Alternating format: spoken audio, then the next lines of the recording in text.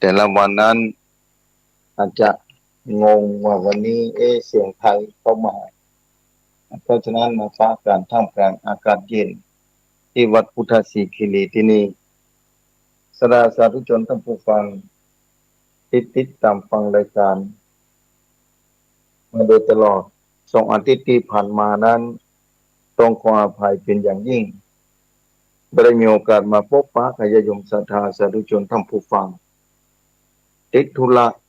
หลายประการในภาคเจ้า6 โมงถึง7 โมง2 อาทิตย์นี้เข้าสู่ครึ่งเดือนนะเกือบจะเดือนหนึ่งมาถึงวันนี้ศรัทธาที่ศรัทธาติดตามมาโดยตลอดคณะศรัทธาสาธุชนที่ติดตามฟังรายการแต่ละวันวันนี้ที่วัดพุทธศรีคีรีฝนตกตั้งแต่คืนแต่ว่าวันค่ำนะแต่ว่าแล้วก็แต่ว่าในวันก่อนคืนนั้นก็ตกหนักนะเดี๋ยวก็ย่างเดี๋ยวก็ตกเป็นแบบนี้ศรัทธาเจ้านี้ศรัทธาบางคนอาจจะบ่ลุกเจอกากับปากันลุกขึ้นมาเนอะศรัทธาอากาศเย็นกู้พื้นที่แต่ด้วยความเป็นห่วงศรัทธาแต่ละที่ตอนนี้ภัยธรรมชาติได้เข้ามาโดยเฉพาะร่องความกดอากาศของร่องฝนพาดผ่านตามภาคเหนือนี่แต่พายุนูโรนั้นได้สงบลงไปแล้วตั้งแต่เพชรบูรณ์พุนะที่เข้ามากลายเป็นพายุดีเพรสชันศรัทธาสาธุชนแต่ทางเหนือเฮานี้เจอร่องฝนเป็นที่พลของแรงมรสุมของพายุที่ลูกที่ผ่านไปนี้ที่กำลังผ่านไปยกนี่เจ้าวันนี้ฝนที่พุทธศิคีรีตอนนี้ก็ยังตกอยู่โปรยปลายแต่กี้นี่ตกหนักตอนแรกนึกว่าเจ้านี้จะออกอากาศบ่ได้แล้วนะทางพระครูอภิวัฒนวิกรมนะไล่เข้ามาหาอูจาในภาคเจ้าเลยว่าโอ้เจ้าวันนี้ก็พอได้จัดรายการได้อยู่พอหันแล้วก็ว่าต้องจัดรายการตั้งแต่ตี 5เป็นต้นไป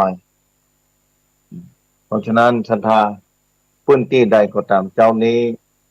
ตั้งแต่ขึ้นมาแล้วระวังเถอะเด้อคนที่อยู่ใกล้น้ำใกล้ห้วยต้องระวังจะไปประมาทเอาของขึ้นไว้ที่สูงเพราะว่าหลายพื้นที่ตอนนี้ภูเขาว่าน้ำท่วมน้ำบ่เคยขึ้นก็ขึ้นน้ำบ่เคยนองก็นองแม่น้ำต่างๆจึงนองไปด้วยใส่น้ำกู้พื้นที่แต่ภัยธรรมชาติเรื่องน้ำนี่บ่ใจเฉพาะนะบ้านเฮาเมืองเฮาซะตอนสำหรับประเทศไทยนั้นแทบทุกจังหวัด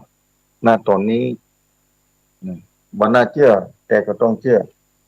เพราะว่าฝนได้กระหน่ำลงไปกู้พื้นที่ยิ่งพายุเข้ามาแบบนี้อันนี้ภาคเหนือเหลือก็ร่องมรสุม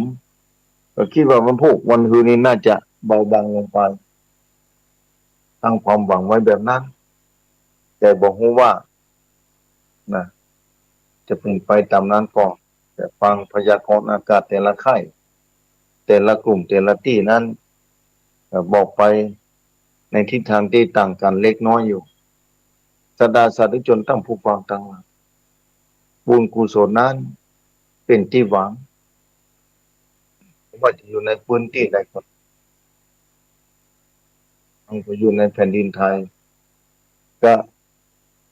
เกิดขึ้นในศรัทธาสาธุชนทั้งผู้ฟังว่าในธรรมชาติที่กำลังเข้ามาเกิดพุทธกาลนี้จะเป็นตามพุทธธรรมนายพุทธธรรมนาย16ประการที่บอกไว้ภัยธรรมชาติก็เกิดขึ้นพื้นที่ใดที่มีพระพุทธศาสนาอยู่นั้นพื้นที่นั้นก็จะมีความปลอดภัยสูงมีความปลอดภัยนักประธานสาธุชนทั้งผู้ฟังทั้งหลายตอนนี้บอกว่าภัยธรรมชาติ ภัยสงครามต่างๆได้เกิดขึ้นกู้ปืนตีสถานแต่ละประเทศนั้นบางประเทศภัยธรรมชาติตอนนี้นะแผ่นดินไหวนะพายุเฮอริเคนที่ว่ายิ่งใหญ่นะนำเอาหลังคาบ้านรถผิวว่อนไปกุฏิศรัทธาสาธุชนในต่างประเทศต่างแดนนั้นยิ่งกว่าบ้านเมืองเราหลายเท่านะแต่ประเทศไทยตอนนี้ หลายจังหวัดด้วยกันนะในจังหวัดแทบจะเกือบทุกจังหวัดได้รับน้ำท่วมก็ส่งกำลังใจคือกู้พื้นที่พอคือปลอดภัยทั้งชีวิตและทรัพย์สินขอให้ปลอดภัย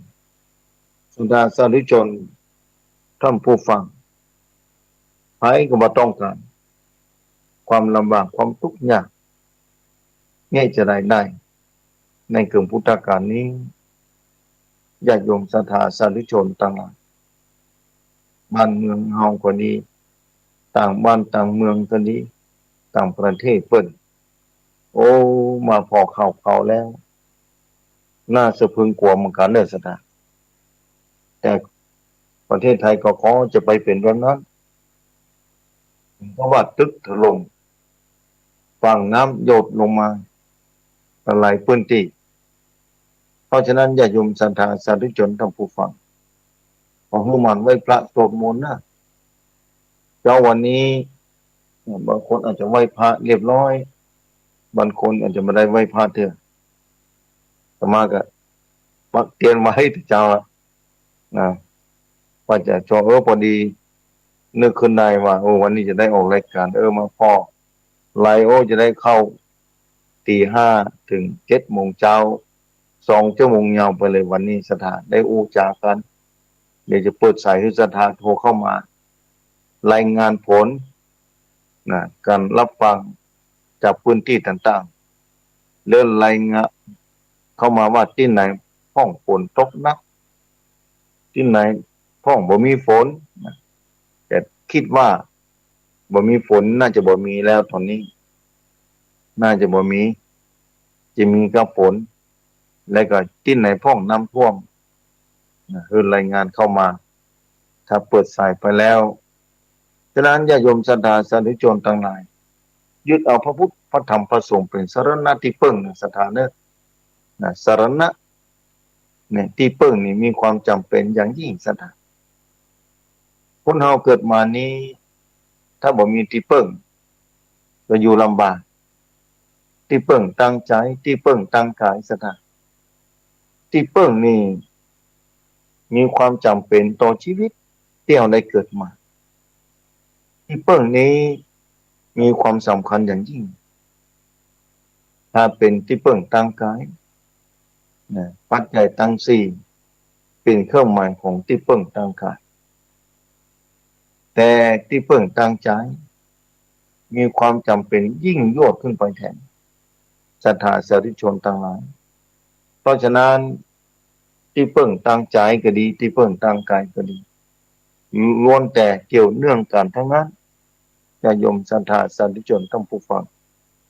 ผมว่าศรัทธาจะเกิดอยู่ในบนพื้นแผ่นดินไหนของโลกนี้ล้วนแต่มีที่พึ่งล้วนแต่จำเป็นต้องมีที่พึ่ง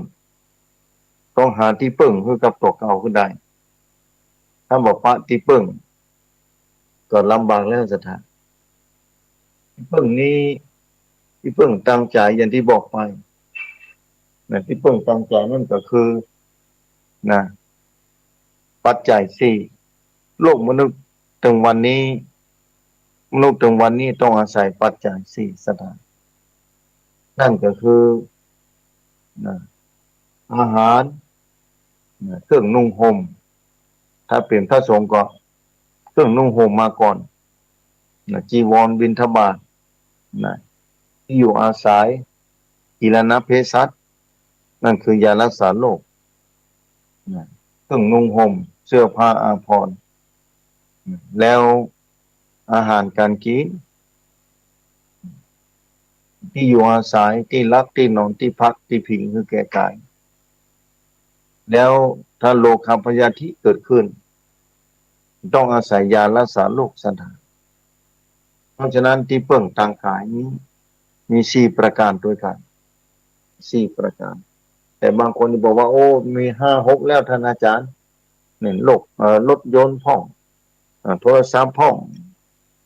แม่นอยู่ถ้าอูแบบนั้นแต่ถ้าตอนนี้ถ้าโทรศัพท์บ่มีร่างกายเราก็ยังมาเดือดร้อนเตื้อนะจิตใจอาจจะเดือดร้อนโทรศัพท์คลื่นมันหายไปหมดแบบนี้นะสถานรถยนต์เหมือนกันถ้าถามว่ามีความจำเป็นเครื่องอำนวยความสะดวกเหล่านี้สมัยก่อนเมื่อ4-50 ปีก่อนคนเท่าคนสมัยก่อนพอวีพอหมอนเพิ่นอยู่กันแบบบ่มีรถลาเพิ่นก็อยู่ได้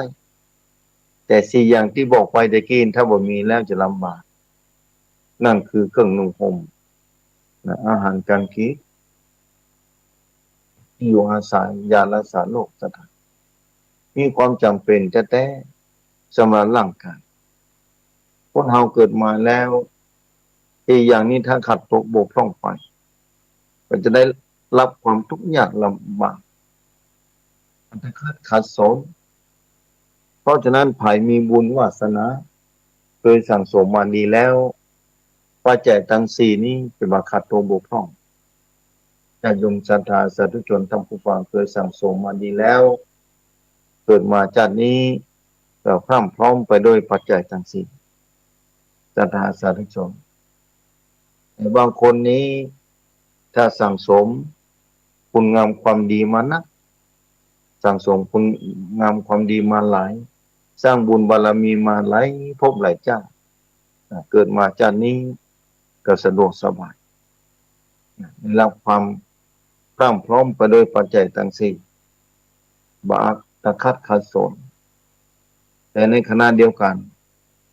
ยังมีความทุกข์ใจลำบากใจอยู่ดีสถานผู้คนที่ผู้คนในโลกนี้ที่เพิ่งทางกายนี่มีอยู่4 ประการอย่างที่บอกไปทุกคนมีความต้องการถึงวันนี้โลกวุ่นวายซับซ้อนเหล่านี้ก็มีความต้องการที่จะพอกพูนที่เพิ่งทางกายเหล่านี้เพิ่นนักยิ่งขึ้นไปแทนบอกว่าจะเป็นเครื่องอำนวยความสะดวกที่ร่างกายต้องการใช้ต้องการเดินทางต้องการใช้ใจายเหล่านี้เป็นต้นสถานหลายคนไปอู้สนทนาธรรมกันอู้จ๋าว่าชีวิตนี่ที่มีความจำเป็นที่สุดนี่อันอย่างที่มาอันดับต้นศรัทธาสาธุชนทั้งผู้ฟังอันดับต้นก็จะมียังศรัทธาเหยอันดับต้นจะยมศรัทธานั่นก็คืออาหารการกินเนี่ยเจ้ามานี่ออกจากท้องแม่มาเนี่ยก็ต้องหายใจและต้องกินนมเนี่ยนี่ศรัทธาจำเป็นต้องกินมากินน้ำมากินข้าวก็อยู่มาได้แล้วศรัทธาน้ำนี่ขาดไปวันเดียวก็มาได้เนี่ยปัจจัยทั้งสี่วันนี้โลกวุ่นวายเพราะขาดเห็นปัจจัยหนึ่งปัจจัยนี้ถ้าสมบูรณ์แล้วโลกก็อยู่เย็นเป็นสุขสถานปัจจัยนี้มันต้องเสริมด้วยอาหารตั้งใจสถานอาหารตั้งกายนี่อาจจะวิตขาดไปพ่อก็พอจะอยู่ไปได้อาหารตั้งใจนี้ถ้าขาดไปแล้วโลกนี้จะวุ่นวายซับซ้อนแท้ๆสถานอย่างตึงวันนี้สถานอาหารเขาหลายพื้นที่นะบ่มีที่สิ้นสุดสำหรับความอยากตั้งใจทำให้โลกนี้วุ่นวายไปหมดไปบีบคั้นธรรมชาติทำให้โลกตอนนี้ ว้าวุ่นซับซ้อนนะได้รับทุกพิกภัยเกิดขึ้นทุกหย่อมย่างนั่นคือภัยธรรมชาติที่เกิดขึ้นไม่เกี่ยวกับอาหารตั้งใจจะได้ท่านอาจารย์เพราะมนุษย์มีความอยากบ่สิ้นสุดไม่ได้ควบคุมความอยากตั้งใจทำให้ต้องการนะบ่มีที่สิ้นสุดภัยธรรมชาติก็เกิดขึ้นจากนะโลกภาวะโลกร้อนภาวะโลกร้อนนี่มาจากมนุษย์ที่มีความต้องการบ่สิ้นสุดพัฒนาสิ่งต่างๆเพื่ออำนวยความสะดวกหลายประการทำให้ไปกระทบธรรมชาติต่างๆอย่างที่เคยอู้ผ่านไปหลายติดก่อนพ้นนะท่านบรรยากาศที่เสียไปก็ดีอากาศป่าไม้ที่ถูกทำลายไปก็ดีก็มาจากความอยากของมนุษย์บ่มีที่สิ้นสุดเพราะฉะนั้นกระเทือนไปหมดญาติโยมศรัทธาสาธุชนท่านผู้ฟังแม้ฝนตกฟ้าห้องถึงวันนี้ปีนี้นี่กระเทือนนักกระเทือนพอสมควรเลยทีเดียวผู้พื้นที่นี่ตอนนี้ภาคอีสานนี่เจอพายุนูโรเข้ามานี่พายุนูโรเข้ามานี่สถานต่างประเทศเปิ้นฟิลิปปินส์นี่เวียดนามนี่โดนถล่มไปนักพอมาถึงประเทศไทยนี่เข้ามาที่ชัยภูมิมาเพชรบูรณ์นี่กลายเป็นพายุดีเพรสชันนะสถานเข้ามาในประเทศไทยนะอันนี้เป็นบุญกุศลอย่างยิ่งนะอยู่ในประเทศที่ยังเปิงเหมาะสมเปิงควรศรัทธาเลยเพราะฉะนั้นญาติโยมศรัทธาสาธุชนต้องผู้ฟังต่างนั้นเรื่องฟังว่าปัจจัยที่ร่างกายต้องการนี่ปัจจัยสี่อย่างเครื่องนุ่งห่มนี่เพื่อจะปกปิดร่างกายป้องกันความร้อนความหนาวป้องกันยุงป้องกันลิ้นลายที่จะเข้ามาเบียดเบียนร่างกายอันนี้อาหารต่างมีความต้องการต่างกายที่เราจะต้องป้องกันไว้นี่ร่างกายนี่เครื่องนุ่งห่มสถานเพราะฉะนั้นความหิวถ้าเกิดขึ้นต่างกายต้องหาอาหารเพื่อกินถ้าอาหารบ่มีเพื่อกินทุกข์ก็จะเกิดขึ้นทุกข์คือความหิวความหิวคือความทุกข์ก็จะเกิดขึ้นตามมาเกิดขึ้นโดยมาทันทีนี่ปัจจัยสองอย่างนะสถานแล้วที่อยู่อาศัยสถานที่อยู่อาศัยนี่ศรัทธาสาธุชนท่านผู้ฟังที่อยู่อาศัยของมนุษย์นี่คือบ้านที่นอน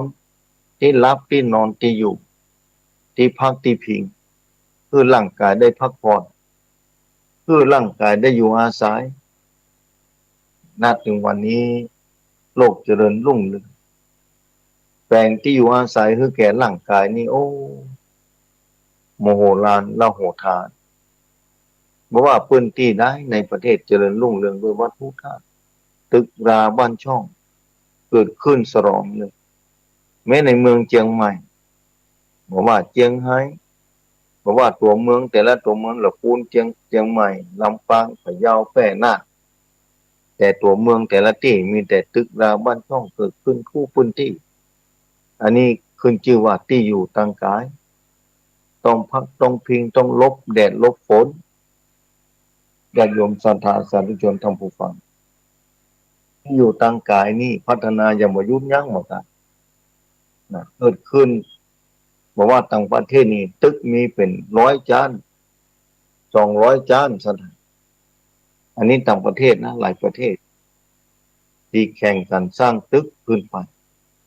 เพื่อจะให้เป็นที่อยู่ต่างกายในขณะเดียวกัน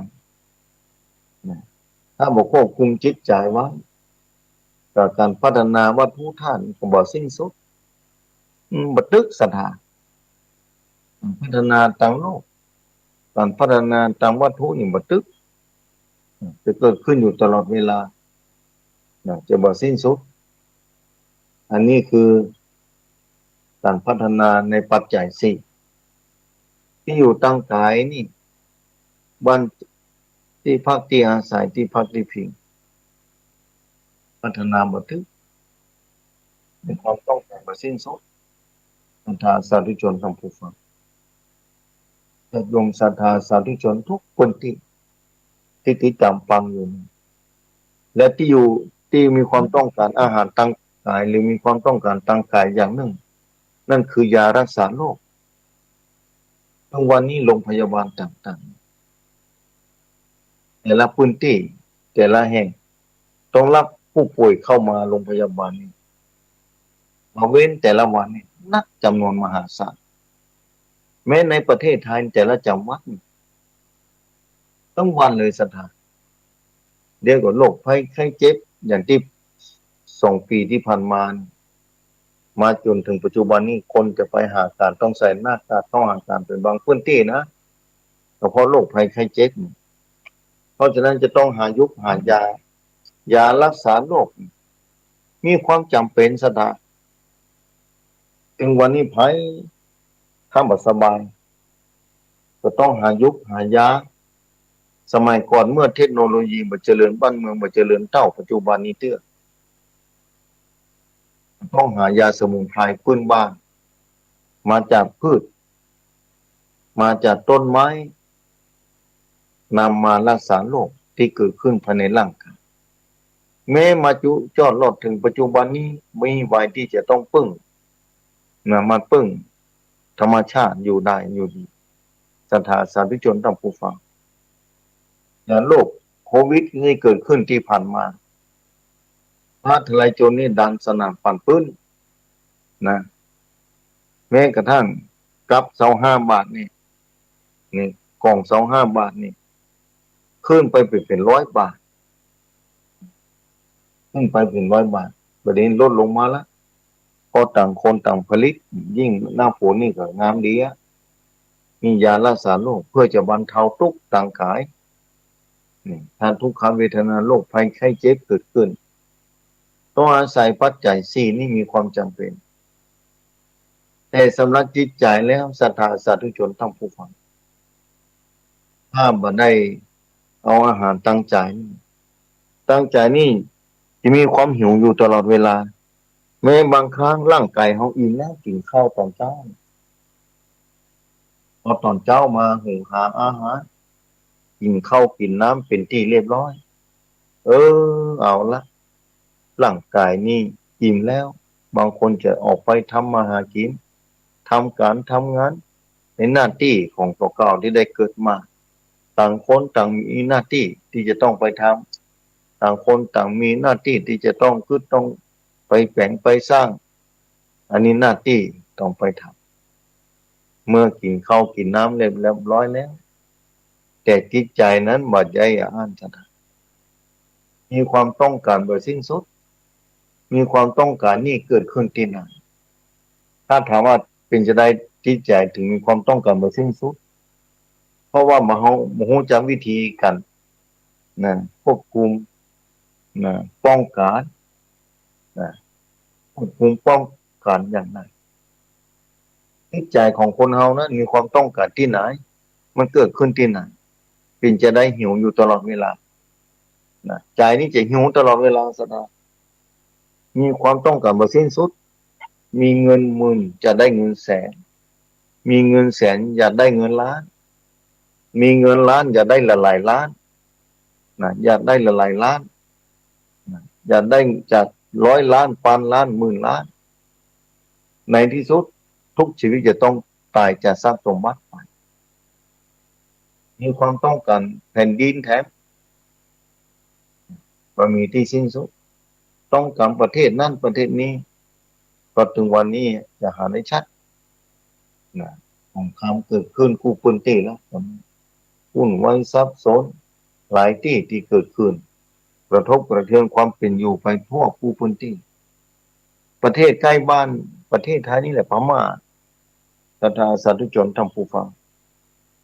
ประเทศพม่านี่แต่วันก่อนนี่ก็ฮบการทำแล้วอยู่บ่เป็นสุขประชาชนละซ้ำละสายเหมือนกันศรัทธาเพราะว่าความบ่เพียงพอนะ ความอาหารตั้งใจนี่มีอิ่มบ่อิ่มสะเตื้อจิตใจนี่หิวอยู่ตลอดเวลาเมื่อความหิวตั้งใจหิวบ่สิ้นสุดนี่ทำให้วุ่นวายสับสนทุกชีวิตเดือดร้อนไปหมดยิ่งคนมีอำนาจนะมีอำนาจเนี่ยถ้าไม่ได้ควบคุมตัวนี้จะความหิวบานปลายไปความหิวเกิดขึ้นนะศรัทธาสาธุชนลองคิดเอาเถอะจะขนาดไหนจากโยมศรัทธาสาธุชนทั้งวุ่นวายสับสนเพราะความหิวตั้งใจของผู้นำตัวใครจะเป็นเจ้าฟ้ามหากษัตริย์ปกครองบ้านเมืองเป็นผู้นำที่ต้องบริหารประเทศชาติจะต้องคอยดูแลจิตใจของตัวเก่าไว้ถ้าจิตใจตัวเก่าบ่มีนะความหยุดยั้งบ่มีวิธีการควบคุมจิตใจของตัวเก่าไว้แล้วบ้านเมืองจะวุ่นวายซับซ้อนกันหลายพื้นที่ตั้งแต่สมัยอดีตการผ่านมาแล้วหลายร้อยหลายพันปีอันประวัติศาสตร์ต่างๆล้วนแต่มาจากความหิวของมนุษย์ที่บ่มีที่สิ้นสุด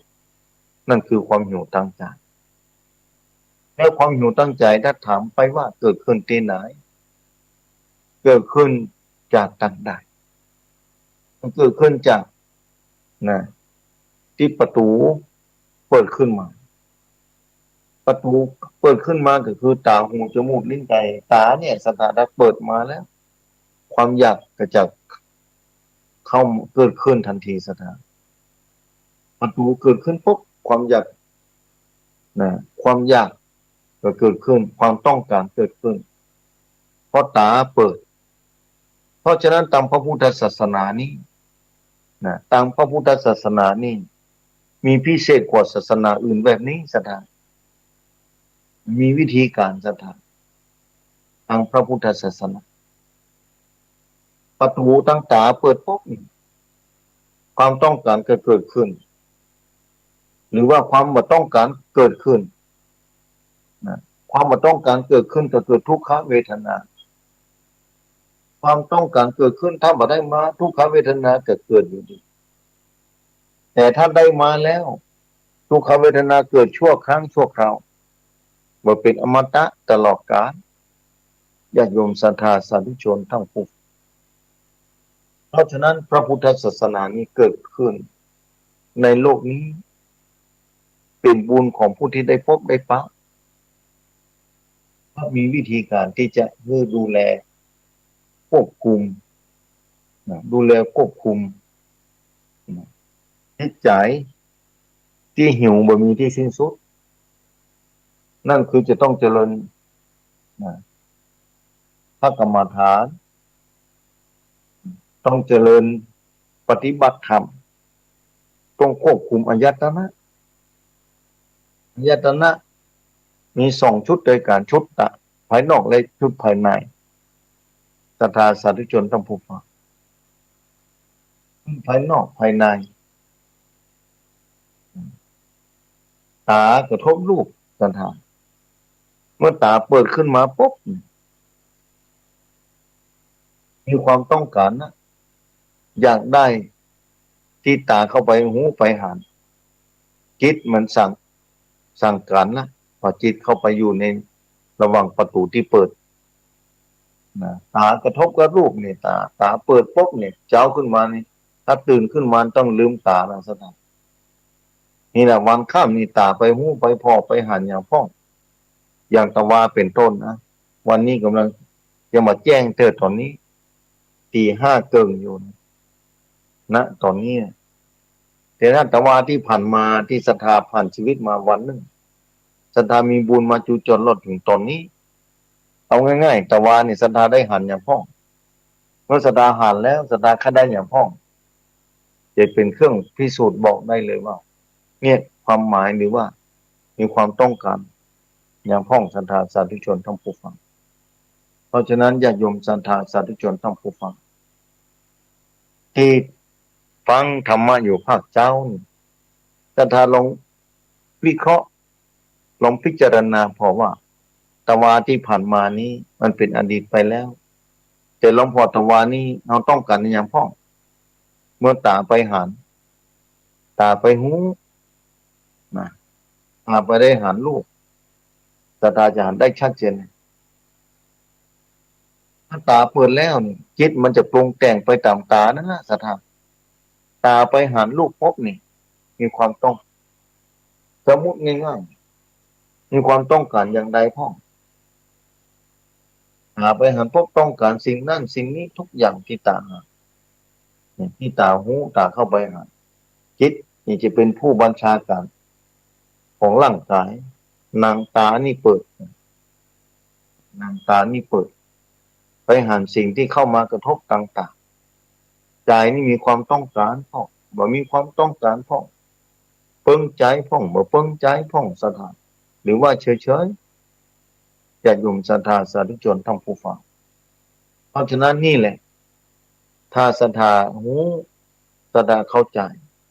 โลกนี้เรางมไปด้วยความทุกข์เพราะมาจากความหิวตั้งใจบ่มีที่สิ้นสุดไม่ใช่ตาอย่างเดียวศรัทธาหูเนี่ยหูนี่ถ้าเปิดขึ้นแถมศรัทธาหูถ้าเปิดขึ้นนี่ญาติโยมศรัทธาสาธุชนทั้งผู้ฟังหูถ้าเปิดขึ้นป๊อกนี่ได้ยินเสียงกระทบกับหูนี่นะใจนี่จะเข้าไปนะเตี่ยมาป๊บต้องการคำว่าต้องการหรือว่าเฉยๆถ้ามีความต้องการบ่ได้ตามเสียงนั้นกระทุกที่ใจเท่านั้นแหละ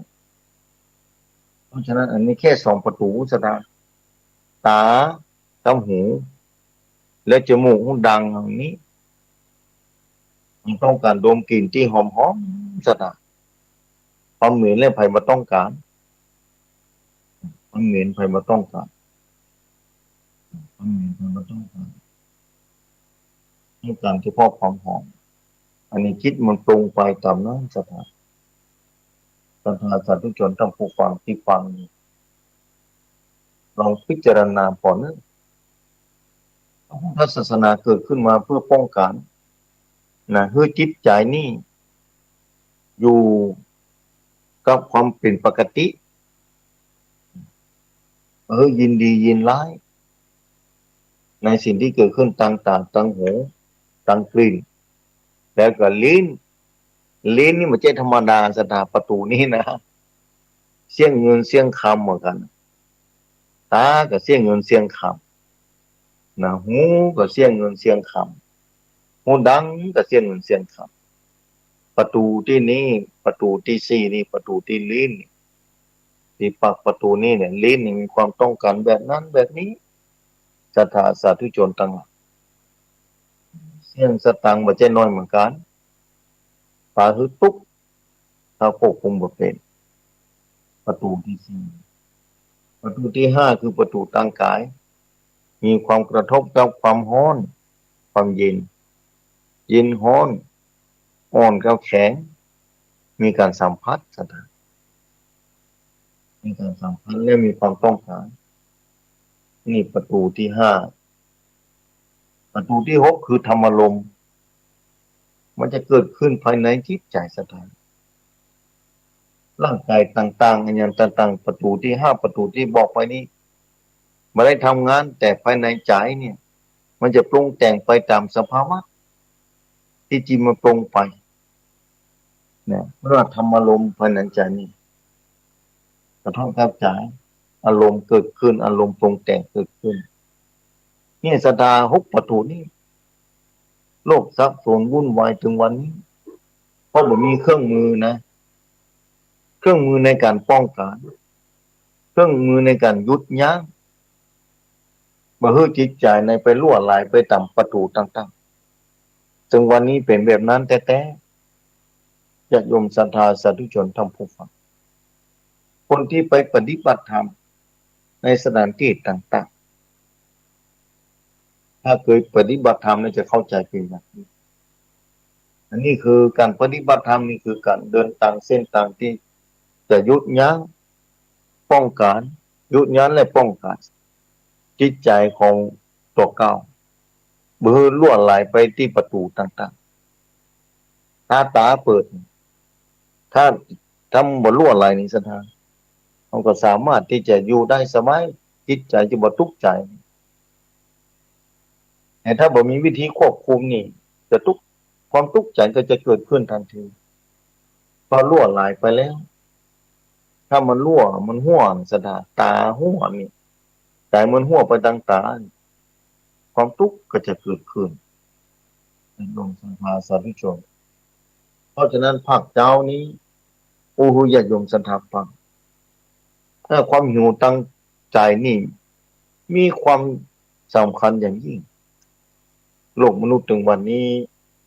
เพราะความหิวตั้งใจนี้เกิดขึ้นโดยบ่มีวิธีที่ป้องกันบ่มีวิธีหยุดยั้งจิตใจของตัวเขานั่นคือความทุกข์ได้เกิดขึ้นอย่างบ่สิ้นสุดหลายคนนี่หลงงมไปด้วยความทุกข์บ่รู้จะหาวิธีใดมาแก้ไขบางคนนี่จนถึงว่าอายุ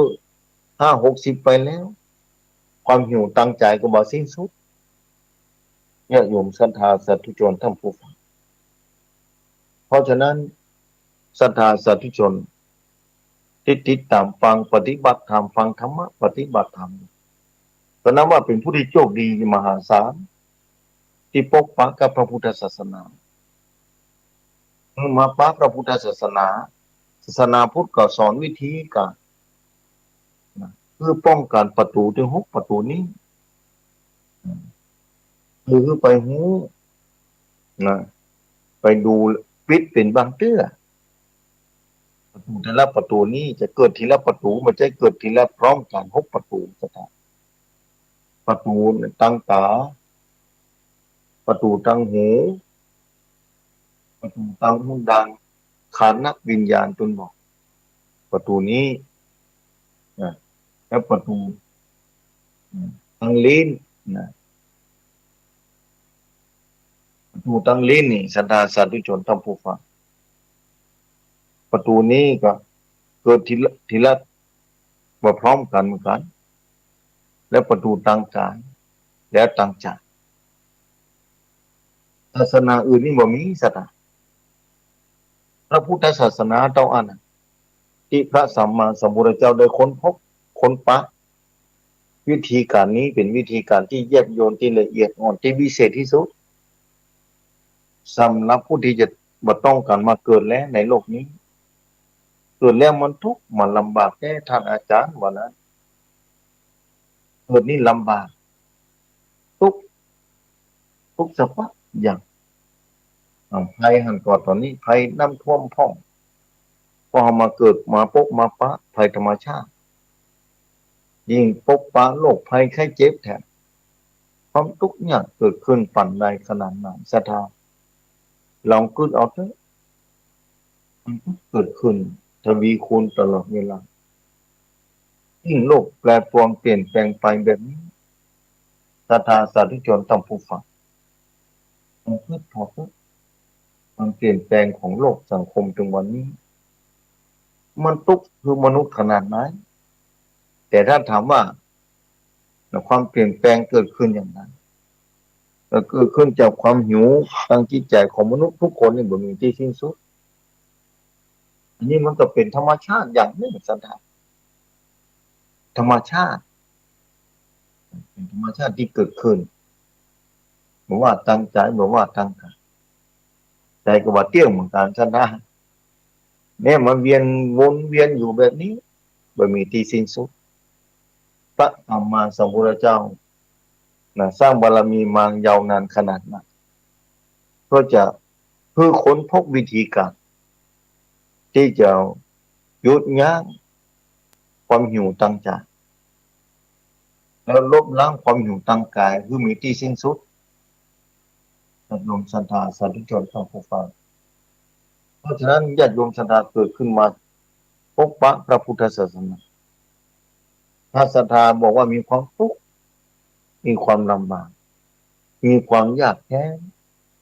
มีความทุกข์ทางกายเกิดขึ้นยิ่งโรคภัยไข้เจ็บมาเบียดมาเบียน ความทุกข์ทางกายกับมหาศาลนะวิธีการนี้อย่างไรต้องหายารักษาโรคบอกอาหารทางกายมีความต้องการทางกาย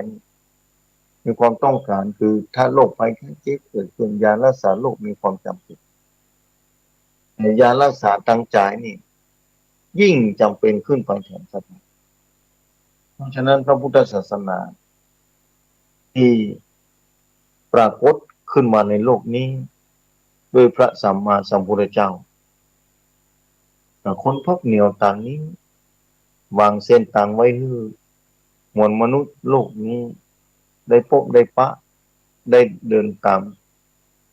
ได้เดินตามเส้นนี้คืออย่างมั่นคงคือถึงที่สุด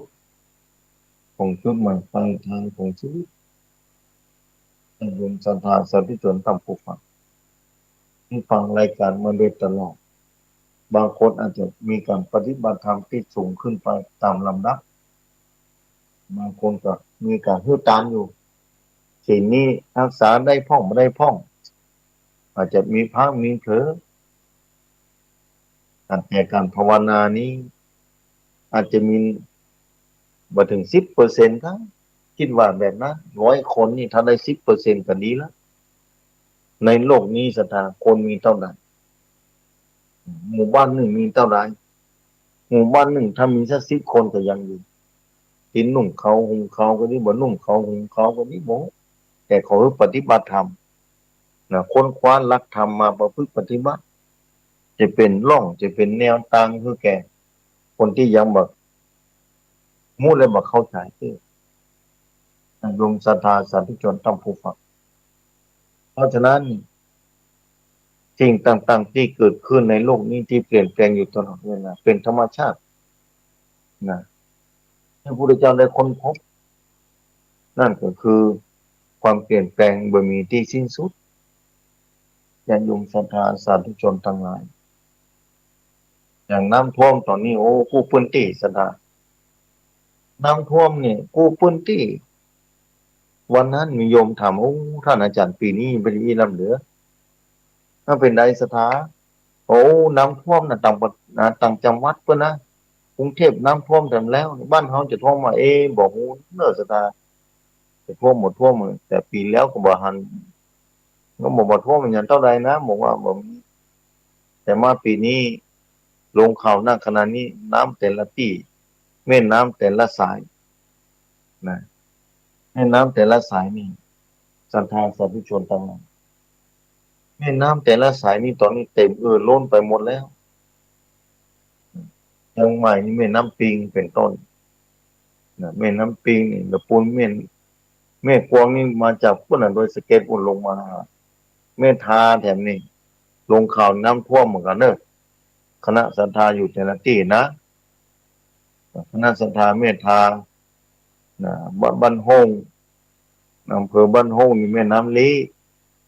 แม่แตงแม่งัดแม่กวางลงสู่แม่น้ำปิงหมดเลยเหล่านี้ศรัทธาสาธุชนแม่แจ่มนี่ก็ลงแม่น้ำปิงลงไปถึงเขื่อนภูมิพลนี่มีแม่น้ำนะพวกน่ะแม่ตื่นพวกน่ะเส้นหนึ่งที่น้ำนะแม่ตื่นนี่ลงข่าววันนั้นนี่ก็น้ำขึ้นเหมือนกันนะสนะขึ้นกู้เส้นกู้สายนี่ภัยธรรมชาติเกิดขึ้นมนุษย์นี่ทำลายธรรมชาติโดยจานโอโซนนี่ผลิตเครื่องยนต์อย่างต่างๆกลไกต่างๆน้ำมันเผาผลาญน้ำมันไปทำลายเรือนกระจกทำให้อากาศมันร้อนธรรมชาติแปรปรวนไปในนี้สถานต่างหลายมันมาจาก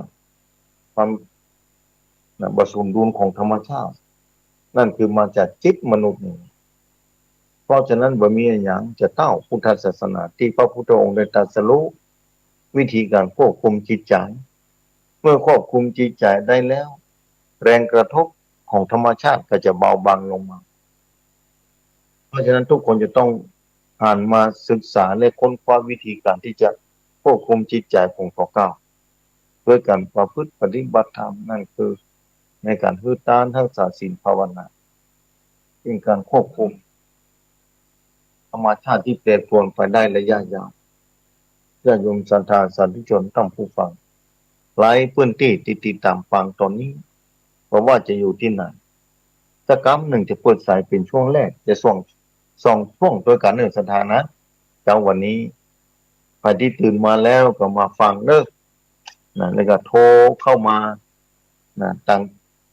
นะเบอร์โทรที่เคยให้ไว้เดี๋ยวจะบอกให้คำหนึ่งแจ้งผลการรับฟังโดย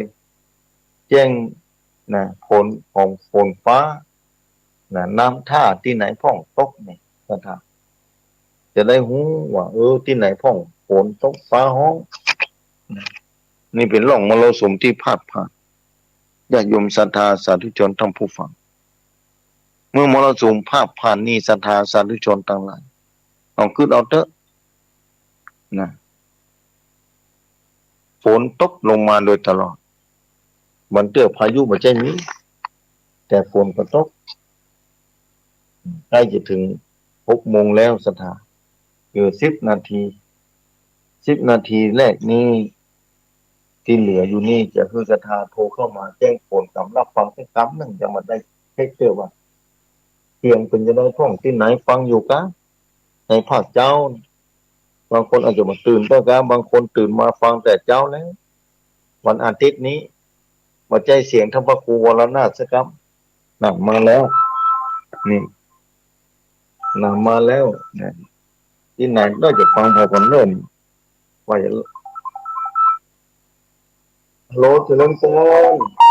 ไม่แสบแอลแทบนั่นได้เต่ามาแล้วเป็นจะได้พ้องโดยเต่าส่วนโตแต่กระยูตะเจ้าหยุดตกเจ้าเหมือนเดียวกันนะไม่สายนี่นะเจ้าชัดเจนดีเจ้าลูกขึ้นมาตี 4กว่าแต่ว่าต้องเปิดสถานีก็เลยเราสักกรรมตี 5กว่าก็เปิดเปิดแล้วเนาะเจ้าไม่ได้ยินท่านเนาะท่านเนาะแม่2 อาทิตย์แล้วไม่ได้มาอูจ๋าเจ้าอนุโมทนาได้ไม่สายเนอะสบายดีแกท่านสบายดีอยู่สบายจ้าเป็นกำลังใจนะเจ้าสาธุเนอะอยู่ดีมีสุขเนอะไม่สายเนอะจ้าสาธุอนุโมทนาบุญที่ทำหน้าเจ้าสาธุโดยเต่าเนอะนี่โดยเต่านี่ฝนตกเนอะทะเลสาบโดยเต่านี่จะได้มุนเนอะเต็มแล้วก็มาเต็มมุนเนอะตอนนี้นะเอาเจริญพรไม่สาเจ้าจ้าฟังแต่เจ้าแล้วเนอะไม่ใส่ทองนะคนมีน้ำโพยออกนั่นแต่เจ้าท่องเป็นมันจริงน้ำมีการหลงออกลดมากเกินเนาะพูดการเป็นจะได้พ้องกะท่องเป็นจริงเจ้าแล้วกับบ้านหม้อเราเป็นไรบ้านหม้อน้ำลีนี่กับเจ้าพ่อมาขึ้นว่าน้ำขึ้นเหมือนกันเนาะบ้านห้องนะขึ้นจ้าอันถ้าตรงถนนตะคืนนี่ใช่ขึ้นอยู่ด้านโลกทุกวงน่ะสอบยาบาลเขาทำเล่ข้ามถนนแล้วเจ้าที่ขวบปากคันจะขึ้นหมดนะก้าขึ้นมาจ้าด้านตะกุเทแล้วบ้านนั้นหลวงทองน่ะน้ำพัดไปจนากาโอ้วันอยู่ตรงบางคนคือโรงสีอาจารย์บางคนสีเข้าที่โขกค้าเจ้าโอ้แต่ความเป็นของมันตรงกับน้ำมาแทนเดียวให้อย่าท่อมอยู่จ้าขอบคุณยังไปเรื่องคืนนี่ก็ยังตรงอยู่มันโมทนาเนอะเจ้าขอบใจอาจารย์เนอะเจ้าสบายดีเนาะเจ้าสาธุเจ้าใส่ต่อไป089262499เจริญพรไปจ้าเจ้าเอาไม่วิ่งถึงเจ้ายังไม่วิ่งนานเจ้าแม่ฟังเลยโมโคปอเวียงปอปอเจ้าต้องเจ้าเลยครับแม่เจ้าฟังแต่เรื่องต้นมาแล้วเจ้าวันนี้มาเจ้าแน่เลยวันนี้มาให้มาเจ้าหน่อยเจ้าเป็นต้นตะคือเดี๋ยวนี้เจ้าน้ำน้องนะท่านน้ำห้วยดังเพิ่งเกิดลงมาจากลงคนนั้นแม่ฝนตกมากวันนี้ตกเนี่ยยังเป้าให้ตกปล่อยๆเนี่ยเจ้าอันนี้ตกนั่งเมื่อเจียงวันนี้นะมีสุขบุญทักษะนี่แม่ดูแลสุขภาพเป็นได้ไหมเนี่ยน้ำไม่ปิ้งน้องให้เราได้น้องขนาดนักแม่ตอนนี้นะน้ำปิ้งติ่มปังวัดประเด็นนี้นะเจ้าบุญทักษะเนอเจ้ จ้าท่านก็สบายดีอยู่เนาะ สบายดีแม่สบายดี เจ้า มีสุขเนอะ เจ้าสาธุให้กำลังใจตัวเนอะ สาธุสาธุเอาใส่ต่อไปเจริญพร เจ้าคำภาษาเจ้าท่านอาจารย์ อันนี้แม่คำนวณกะ เจ้าเป็นกำลังวันที่สามเจ้า คำนวณวันดินด เจ้าปานอยู่เนอะ ำสาธุวันดินดำ ชัดเจนดีเจ้า เป็นโต๊ะว่าทั้งพวกแม่เป็นวันดินดำนะ โต๊ะกับเจ้าเรียนในกระต๊อบอยู่ในเจ้า วันดินดำนี่เมืองปานเนาะ เจ้าอำเภอบางปามเจ้า โอ้โต๊ะอยู่แต่โต๊ะเหมือนเดียวกันเนาะนั่น เจ้าโต๊ะไหน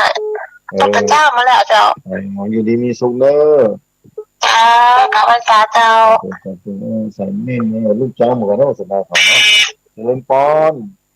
เจ้าภาษาเจ้าพระพุทธอาจารย์เจ้า วันที่ไหนจังได้ แต่ผม พระ เจ้า สังฆ มา อ๋อนี่สุดท้ายกันไม่ฟังเจ้าแล้วกัน เจ้าฟังแต่เจ้าล่ะมันเปลี่ยนรายการเนาะเปลี่ยนจ้ะ อ๋อเปลี่ยนรายการถ้ามาครูเดี๋ยวไม่ได้เข้ามาเนาะ เจ้า แต่ถ้ามาครูพี่วัดเพิ่นบอกว่าเข้าที่5เนี่ยวันนี้นี่ เจ้า สาธุอยู่ดีมีสุขเนอะ สนใจเนาะเจ้า สาธุเนอะ เจ้าสาธุมีโอกาสได้ปากกันเนาะ เรา เจ้า พากันอยู่เนอะแต่เนอะวันที่6พฤศจิกายนเนอะสถานพุทธศิคิรีนะทอดกฐินเอาเจริญพร เจ้าไว้แต่เจ้าอาจารย์ ไม่ลิเพื่อโทษเป็นยังไงพ่องต้องมั่นเพื่อโทษเป็นยังไง เจ้าโอ้คุณโตดีขนาดเลยนะจ๊ะ นะจ๊ะไม่ลิ เจ้าถ้ามันดีน้องขนาดเลยนี่ โอ้ดังต้องมั่นเป็นยังไง เจ้าไว้แต่เขาจะมีทองในไงนะที่นี่แม่บอกลูกว่าประการเจริญ พระครูว่าน่ะที่รูปวัดเรามณฑาโอ้เมาตีเนี่ยเรามณฑาน่ะ เรามุนทำมาดู แต่มณฑาไม่คิดดูจ้า วันที่12เรามุนทำเพื่อจะอันนั่นแหละวังศิลาเลิศเนอะเจ้าเจ้าก ฐินด้วย เจ้าไว้สาสาธุเจ้า วันเรามุนทาเอาใส่ ท่าน ต่อไป แก่เจ้าท่าน เจริญพร ดู เลย ไหลน้ำท่วมเจ้า ท่วมมากกว่าแม่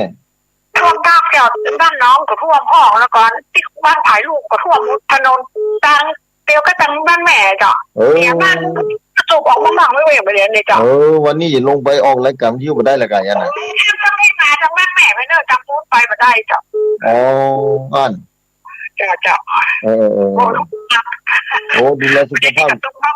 น้ำขึ้นสูงว่าแม่ที่บ้านแม่มันเป็นน้ำห้อยลงมาจังไฟมูลนะเจ้าที่มันกระท้อนมาเจ้านี่น้ำปิงไม่ใช่เนาะไม่ใช่น้ำปิงค่ะเป็นน้ำห้อยลงมาเจ้าลงมาเองเจ้าตังไปปันไตห้อยตังแงมตังใกล้ๆหลายวันลูสีฮันแม่นหมดเจ้าท่วมขนาดไหนผมรถแต่ว่านี่รถไปมาได้ไปเที่ยวประเด็นนี้ก็รถมาเที่ยวจังหวัดแม่เลยเจ้าเที่ยว2 วันไปเดียวได้นั่นเจ้าน้ำมันสแกนเจ้าดีมีสุขเนอะดงป่าไหวน้ำท่วมนกน้ำท่วมนักขนาดเลยนะเจริญพร